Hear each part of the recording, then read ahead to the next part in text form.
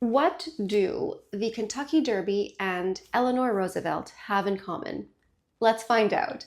Here on Beauty History, we like to take a deep dive into the life and legacy of these famous people behind these brands, find out who they were. And today we're taking a deep dive into the life of Elizabeth Arden. Fun fact, she was not born Elizabeth Arden. She was actually born Florence Nightingale Graham, and she was born in Ontario, Canada, so she was in fact Canadian. She was born in 1881. She was the daughter of two immigrants. On her father's side, he was Scottish, and her mother was Cornish, but they had moved to Canada before she was born. Sadly, her mother passed away when she was only 6 years old. She was one of four siblings, but she was very young when her mother passed away. On her mother's side, she had a very wealthy aunt, which allowed her to have a proper education, which was not always granted for a woman born in 1881. After high school, Florence Nightingale Graham attended nursing school in Toronto. She liked the medical and scientific aspect of the nursing program. However, she quickly realized that she did not like blood or gore, so she left the nursing program because it really was not suited for her. She had a brother who was already established in New York, in Manhattan, and the appeal of the Big Apple and making it in Manhattan called to her, so she moved there. Upon moving to Manhattan, she got a job as a bookkeeper for a pharmaceutical company called ER Squibb. So that scientific medical side of her was still intrigued, but in a more sanitized version. Around the year 1908, this is when her fate really changed. She met and started working for a woman named Eleanor Adair. Eleanor Adair was a British businesswoman and beauty culturist, which was the term used for someone who worked in the beauty profession. Um, Eleanor Adair is what we would call an influencer these days. She was very popular and very successful in the late 19th century and early 20th century. If you picture in your mind's eye, if you conjure an old-timey advertisement in the newspaper of someone selling beauty products, beauty creams, treatments, it is more than likely that you are in fact imagining an advertisement from Eleanor Adair herself. Elizabeth Arden worked for Eleanor Adair, and she actually had several positions within the company. She worked as a cashier, as a receptionist, she did some paperwork, but she also worked as a treatment girl, so the girl who would do the massages and the techniques on the clients. One thing to note about Eleanor Adair is her salons were considered extremely prestigious and luxurious. She had salons worldwide, not just in North America, but also across the world. And she had a salon in Paris on Rue Cambon. Now, this street to this day is extremely luxurious and prestigious. There are, if you think of any top luxury brands off the top of your head, they have their headquarters on this street or surrounding area. And Eleanor Adair opened her salon on Rue Cambon even before Miss Coco Chanel did the same thing. Coco Chanel, her flagship store and original location, is on Rue Cambon, but Eleanor Adair beat her to it. So Arden worked for this woman. She wore many hats, and eventually she went out on her own. It is noted that Arden worked with a woman named Elizabeth Hubbard. Try as I might, I could not find any information on this person, Elizabeth Hubbard. She was also a beauty culturist at the time, and the two of them started a business partnership and opened up their own salon together. This was in 1909, and Arden was still going by her real name, Florence Nightingale Graham, but something happened. So the two of them, Florence Nightingale Graham and Elizabeth Hubbard, opened up the salon, a brick and mortar store in Manhattan, a brownstone, and it was very expensive. There was lettering, names, all that stuff. And I don't know what happened, but the two opened up the salon, and almost instantly the partnership imploded, and Elizabeth Arden was left holding the bag. Literally, she was left with the I believe rent or mortgage, or she was left with the building and the business by herself. The other person flew off. So what did she do? She decided to keep going, and she realized, listen, I'm not Elizabeth Hubbard, but the name Elizabeth Hubbard was on the facade of the building in very expensive gold embellishment. So for me to replace the entire name is expensive. So what if I just start going by the name Elizabeth? That way, when people walk into my salon, they'll think that I'm Elizabeth. So that's how she adopted the first name Elizabeth, just by this business partnership imploding on itself. However, where does the name Arden come from? Because she at some point started going by Elizabeth Arden. One thing I have learned doing research on this woman is that there are a lot of myths surrounding her. There is a myth or some unverified information online that says that around this time there was this very famous poem by Tennyson called Enoch Arden, and it's possible that Elizabeth Arden took her last name from this poem. It is not verified, but honestly, there isn't much information telling us why she decided to use this as her business name, her stage name. That is the information that I found that I could present to you for the lecture.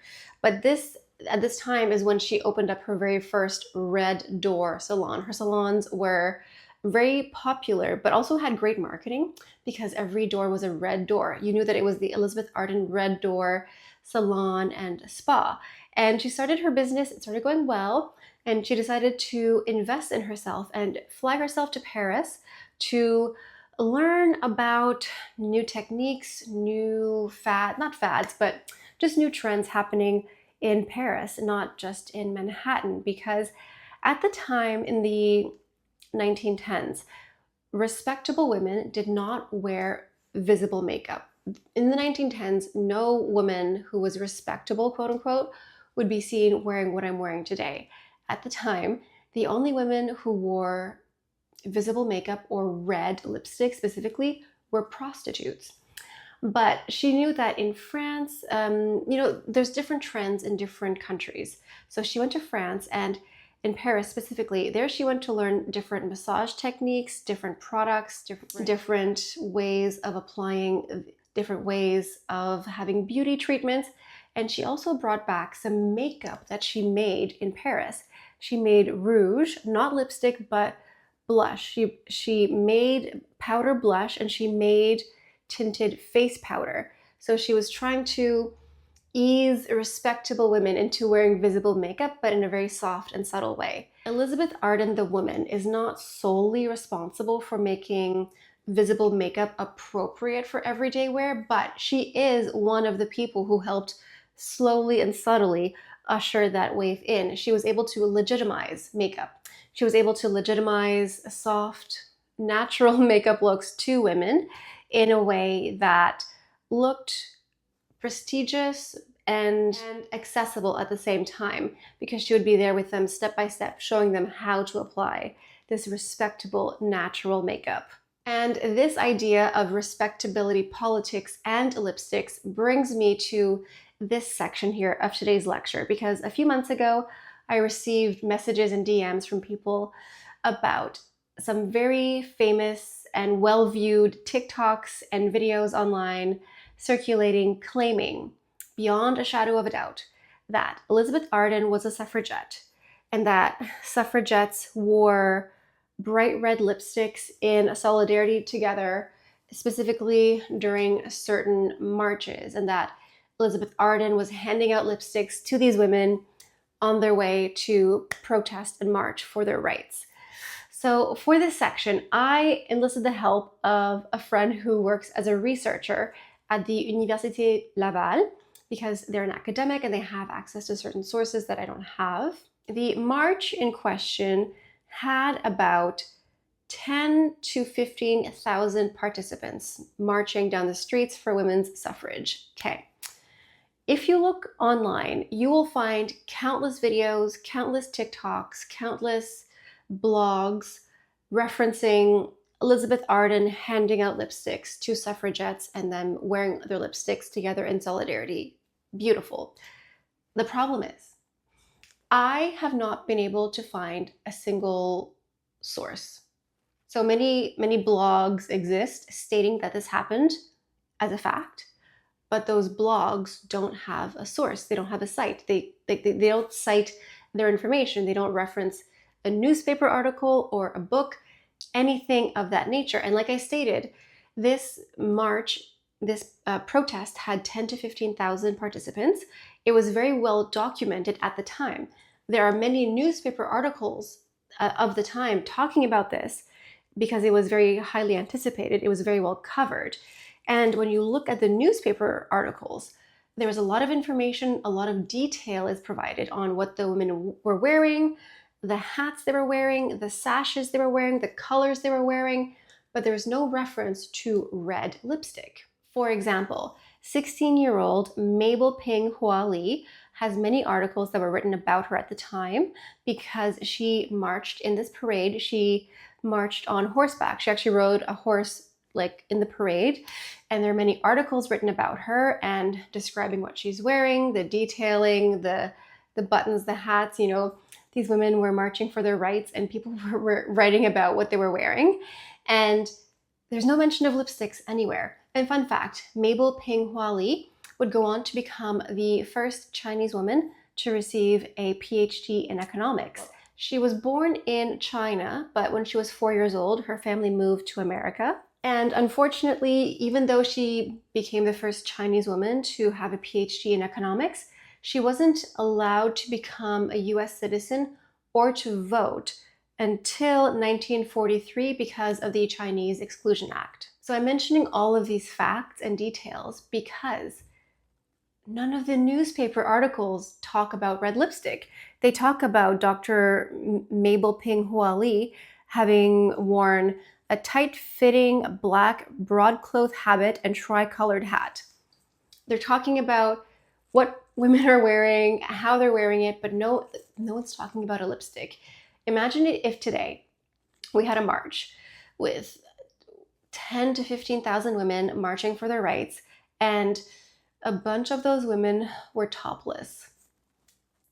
People would write about that. There would be information, there would be records, there would be proof. So yeah, one interesting thing that I have seen is many people, when referencing Elizabeth Arden handing out red lipsticks for suffragettes, is they reference this novel called The Red Menace, How Lipsticks Changed the Face of American History. Many people cite this as a source. However, in the book itself, they reference this event, but there's no source. They don't reference a newspaper article or a link or anything. They just say that it happened. Just because it's in a book doesn't mean that it actually did happen. And finally, on the topic of suffragettes and lipsticks and Elizabeth Arden, there are some people who claim the Arden archives.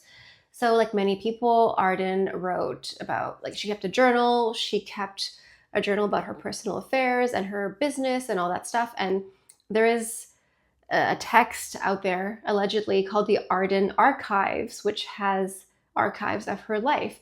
But the archives is not one. It's sort of scattered to the wind. And some people reference the Arden Archives as a source, claiming that this did happen, but no one can give detail. No one can say like journal entry 700, paragraph 3, line 2, things like it doesn't exist. It's just referred to as this mythical archive that holds all this information. So I'm very sorry to be a party pooper and to ruin this beautiful myth through media literacy. But when I heard about this, when I saw this, I thought that that's not right. Like that's just not correct. Not that it's not right because it's wrong, but just that I don't think that happened. And in my opinion, I don't think it happened. I do not think that she handed out red lipsticks and that women wore them directly in the parade. I just don't think it happened. I think it's beautiful propaganda, but propaganda nonetheless. And another interesting thing that I discovered when on this tangent here is when I was researching, suffragettes, lipsticks, things like that, in the Google images, if you type in like, did suffragettes wear lipsticks? The AI will tell you yes, but AI doesn't know everything. And if you go to Google Images, the images that you see are of the 1940s, not of the 1910s. However, through my research, I did discover that in the 1940s, Lieutenant Colonel Ruth Streeter, she was in charge of the Women's Marine Corps Reserve, and she knew that the women who were part of the Marine Corps Reserve were special and unique, and they needed something to set them apart. So she did some lobbying. She was very talented, and she did a lot of lobbying because she wanted to create a makeup kit that would be handed out to the recruits. Through her lobbying efforts, she caught the attention of Eleanor Roosevelt, and Eleanor Roosevelt gave her money. She was given 3,000 USD back in the 40s to come up with this makeup kit. And do you know who she contacted? Elizabeth Arden. So the two of them drew up a contract, and Elizabeth Arden created a makeup kit for the Marine Women's Reserve, and each recruit at boot camp would be given a kit with lipstick, blush, and nail polish. And this was part of their uniform. It was chosen like this. Well, it was chosen like this because Lieutenant Colonel Ruth Streeter wanted her reserves to feel special and unique. Also, what was clever with Elizabeth Arden is that she had a lipstick color already made called Vibrant Red, which just so happened to match the chevron and the piping on the uniform. So it wasn't just that she wanted them to look polished, it's that it was a perfect match. It was a perfect pairing. Lipstick, nails, blush, chevron, piping, the entire uniform was cohesive. The makeup kit included the lipstick, the blush, and the nail polish, but it also included a little card with instructions on how to apply the makeup. It was like a mini makeup tutorial within the kit. And also, we're talking about military life. So they needed to do the full face in under 2 minutes. I'm not sure if that includes the nail polish. I'm assuming the nail polish had to be done at a different time. But basically, they had to do the makeup in under 2 minutes. And any Marine reserves who were not following protocol would be punished. Usually the punishment just meant that you would lose your liberties to leave the base on the weekends or things like that. But it was the uniform. It was part of the uniform. So if you can't just show up with a dirty, unkept uniform, you cannot show up without your matching lipstick and all that kit. And there was one private in particular who was known for having a few reprimands and her uniform violations specifically. Her name was Bernice Frankel. She would later go by the name of B. Arthur, and she starred in a little hit TV show called The Golden Girls. And I forgot to mention earlier, the lipstick that Elizabeth Arden had already that just matched everything, it was originally called Vibrant Red, but then she renamed it for the Marine Corps Reserve as Montezuma Red. And this is what the ladies of the Marine Corps Reserve wore, Montezuma Red, except for B. Arthur because she didn't feel like it, I guess. The aftermath of the popularity of Montezuma Red was outstanding. It was hugely popular within the Marine Corps Reserve. It was hugely popular for propaganda photos. It was great. It was wonderful. People loved it, but civilians loved it too. And civilians wanted in on this beautiful red because at the time red is still popular. Red was very popular. It is popular now. It will be forever. But civilians wanted in on the action as well. Because of this, Elizabeth Arden came out with another lipstick called Victory Red.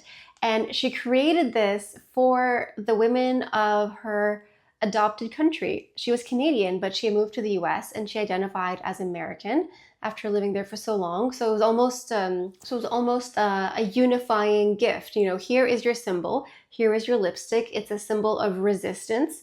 And it's a unifying factor because we all wear the exact same color. So that's what she did. She created the shade Victory Red. And at the time, other companies capitalized on this as well. They saw that it was so these reds were so popular during wartime, during the Second World War. Other brands, such as Helena Rubinstein, did the same thing. And she came out with colors like Regimental Red, Commando, Fighting Red, and Jeep Red. So very patriotic, very resistance, those were the colors and the names that brands were leaning into. Another fabulous discovery that I learned about Elizabeth Arden, which actually did happen, no myth, is she created a product in the 1940s that I think if you're older or if you have family members who are older, you're really going to resonate with this. So in the 1940s, we talked a bit about respectability politics with the lipstick and the visible makeup, but another thing that women were supposed to do is appropriate ladies were supposed to always wear hosiery, tights, pantyhose, stockings, whatever you want to call it. Women were supposed to wear these in public. However, during the Second World War, there were lots of rations happening, and rationing was a big part of everyday life. A lot of products were just very difficult to come by, and the silk that was used to make stockings was the same silk that was used to make parachutes. Remember D-Day? They needed a whole bunch of parachutes. So parachutes were much a higher priority than a bunch of stockings. So getting your hands on a pair of stockings became really difficult and really expensive. But at the same time, you were supposed to wear them. So what are you supposed to do? Elizabeth Arden came up with a solution. She developed a product called the Velva leg film, which was basically a liquid stocking. She came up with liquid makeup, like body makeup. It was a product. The Velva leg film was a product for your legs. It was makeup for your legs. So you would paint this on your legs instead of applying stockings because you couldn't find them. And it would give your legs a little bit of a tan, a little bit of a tone. She basically, I don't know if she is the only person who invented body makeup, but she certainly made a killing off of body makeup in the 1940s. And this was something that everyone would do because they couldn't afford stockings, but they had to wear them somehow. So they just wore her liquid stockings when out in public. Elizabeth Arden made a ton of money during these decades, and she was the owner. She was Elizabeth Arden. These were her ideas, her marketing tactics, her techniques. She had people who worked for her, but she was in charge. And at the height of her career, at the height of Montezuma Red and the body makeup, she was the richest woman on the planet. So I do want to go back though, because we skipped from 1910s to 1940s. I want to go back a little bit. Through her Red Door salons, she is one of the people who helped make visible makeup more appropriate and everyday. She's not the only one, but she is one of those people who helped usher in an entire new world that you and I take for granted. And one thing that was different, one thing that set her apart is that through her Red Door salons, through her marketing, through her mail order products, she targeted middle-aged women who would maybe considered more plain. She wanted to target the woman who was maybe more like her or just like an everyday natural woman. And she has a very beautiful quote that said, this is what she said. She says, "To be beautiful and natural is the birthright of every woman." So at her salons and with her products, she wanted women to feel beautiful and natural. And it wasn't necessarily you're going to look like a supermodel or whatever the equivalent was in the 1920s, but just a more natural, more human approach. And that made her very successful. She also helped pioneer the concept of the scientific formula for cosmetic products. One such product is almost the same formula or has been almost the same formula for 100 years, and the marketing has been almost similar for 100 years. Do you know what this product is? The 8-Hour Cream. So, fun fact, Elizabeth Arden was a horse girl. Like when I tell you she was obsessed with her horses, she was obsessed, but she actually came up with the 8-Hour Cream for her horses. I'm not saying that the 8-Hour Cream was a horse cream. I'm saying she was so obsessed with her horses that she used scientific approaches to come up with a cream for her horses, and it turns out it's actually a really good product. So the 8-Hour Cream was actually invented in 1930 or early 1930s. It's been almost 100 years. The marketing has been the same. The formula has stayed the same, except now there is an unscented version. But the product is anti-inflammatory. skin softening and antibacterial. So it hasn't really needed much reinvention. It's called the 8 hour cream because there's another myth out there that she had a friend over and the friend had a small child. The child fell and scraped its knee. Then Arden took the cream, put it on the knee. 8 hours later, the knee was perfectly healed. That's the myth. I'm just relaying the information, but that's where allegedly the 8 hour name comes from for this cream. Back to the horses. So she came up with this cream specifically for this like skin softening antibacterial product so that she could massage her horses. At the time, Arden was not married. She technically was married twice, but divorced twice. I didn't think it was worth mentioning their names because she divorced them, so who cares?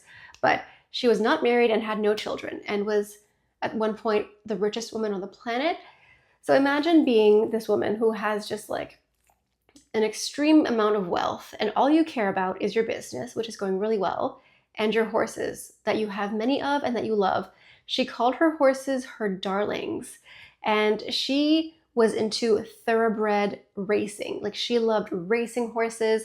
She owned many of them and she took exceptional care of them. Fun fact, at the time, no one in their right mind would bet money on a horse that was owned by a woman. Thanks, I hate it. So at the stables, she would say that the horses were owned by a Mr. Nightingale, which was like, her original name. And the horses were extremely well taken care of. These horses had better lives than you and I ever will. So there were many rules about her horses, many rules, and it was black and white. This is how you do it, or you're gone. One thing is that she banned whips on her horses. Love that for her. Love that in general. So she banned whipping the horses. Great. When her horses would compete, when they would come off the track, they would have shawls and blankets of cashmere thrown on them to be extra cozy and soft.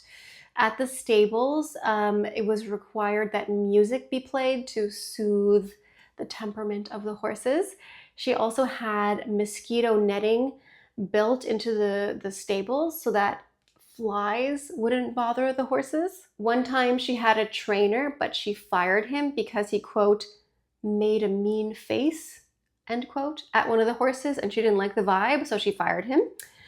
She was extremely wealthy, so she owned a lot of property, a lot of land, estates, things like that. And one of her estates in Maine had a specific type of clover that just grew like everywhere on her estate. And her horses really loved this. So she would have the clover harvested in Maine and shipped to Kentucky so that her horses could have a little sweet treat. Speaking of Kentucky, in 1947, one of her beloved horses, Jet Pilot, won the Derby. It won the Kentucky Derby in 1947. I don't know if it's because of all the clover or the miracle 8-hour cream. Something worked and that horse won the Kentucky Derby. The year before that, in 1946, Elizabeth Arden was featured in Time magazine, and she was the first businesswoman to do so. Elizabeth Arden was extremely successful. She owned 150 salons across the world, and she had great ideas paired with impeccable timing. The ideas that she came out with, when they did, just really blew up and made her a very household name. She is quoted as saying that there are only 3 American names known in every corner of the world: Singer, sewing machines, Coca-Cola, and Elizabeth Arden. That is a woman who knew her worth. In 1962, Elizabeth Arden, the company, was given a royal warrant. Now, a royal warrant means that a company or a brand are allowed to promote the fact that they provide cosmetics or any product to the royal family. So Elizabeth Arden was officially giving products to Queen Elizabeth II, and this warrant allowed her to market that. I wasn't able to find a ton of information about Elizabeth Arden's personal life. I know that she loved her business and was very good at it, and she loved her horses. If you just imagine a fabulously wealthy older woman who loves nothing more than to dote on her horses. That's what she did. And I mean, I don't blame her. Imagine she worked really hard and she was like, what do I love? My horses. Let me spoil them. So she lived a pretty great life. But sadly, in 1966, at the age of 84, she passed away. I mean, I say sadly, but also she lived a pretty extraordinary life. And she spent a lot of time doing what she loved, which was racing her horses. Her empire and her wealth, a lot of it was given to her sister and her niece. I'm certain that many clauses were written in her will about how her horses would be maintained and cared for, but the company Elizabeth Arden to this day still exists. It has passed hands a few times. It was originally purchased by Eli Lilly Company. After that, it switched hands a few times, but it is now owned by Revlon. And some of their popular products are more recent, like the Red Door perfume and the ceramide capsules. Those are actually modern. That's post Elizabeth Arden, the woman. That's in the more modern times. But I think this is it for our Elizabeth Arden video. This was a lot of fun to research, a lot of myth busting, but also a lot of fact and a lot of really fun things I found out about her. But there is something I would love for you to check out. I found this video of Elizabeth Arden speaking. Listen, she was born in 1881 and I found a video. I would love to show it here, but I don't want to get any more copyright strikes against my channel. So I'm going to leave the link in a pinned comment, and I strongly encourage you go watch her so you can hear her voice and listen to her speak. She's talking about the proper posture for beauty according to the standard of the time. So I highly encourage you to go check that out, just because it's a treat, it's a gem to be able to hear the voice of a woman born in a different century. And that is today's video. I hope you enjoyed it. I hope you learned something new. Leave a comment letting me know who we should talk about in our next lecture. And that's all I have for you guys for today. See you at next lecture. Bye.